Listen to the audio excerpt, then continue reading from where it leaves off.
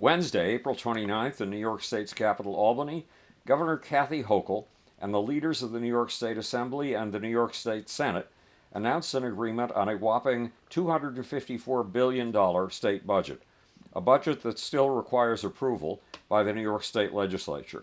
Buried in that $250 billion deal was something unusual: a bell to bell ban on the use of cell phones in public schools. The New York Times immediately picked up the story of the school cell phone ban and ran with it.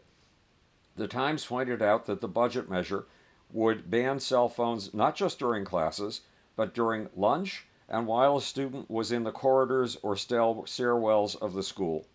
The new directive requires the superintendents of 700 school districts, including New York City, to create their own plans to lock student use of cell phones out of their schools. These plans will be imposed on a total of nearly 2.5 million students. The new ban, said the Times, is thorough. It applies all the way from kindergarten to 12th grade. In addition, the Times pointed out that today, about 90% of U.S. teenagers own a smartphone, a startling number. The Times also reported that even among 8-year-olds, 1 in 3 already have a smartphone in their pockets.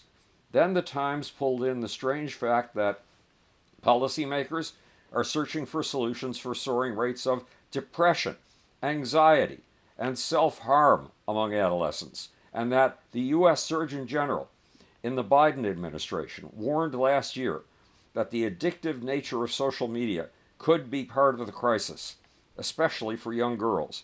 That heaps a big load of expectations on a cell phone ban in schools. Are these expectations realistic? The new ban would make New York State the 13th state to enact a ban on cell phones in schools. And bans of this kind have even sprung up in Europe. Some of those bans have been in operation for as many as 36 years.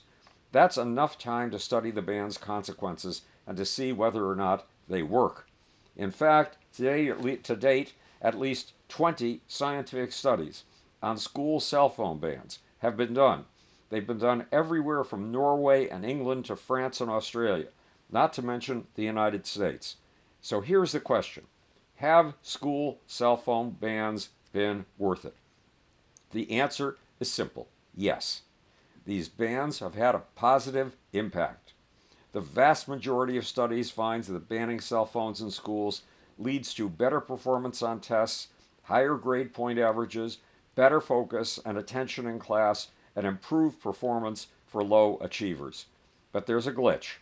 Most of these studies indicate that banning cell phones in schools does not help with mental health problems like depression and anxiety.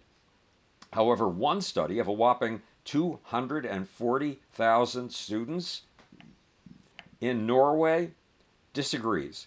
It finds that banning cell phones decreases bullying, decreases sadness, lowers nervousness, and reduces sleep problems among girls. Yes, just girls. And yes, banning cell phones ups the girls' grades.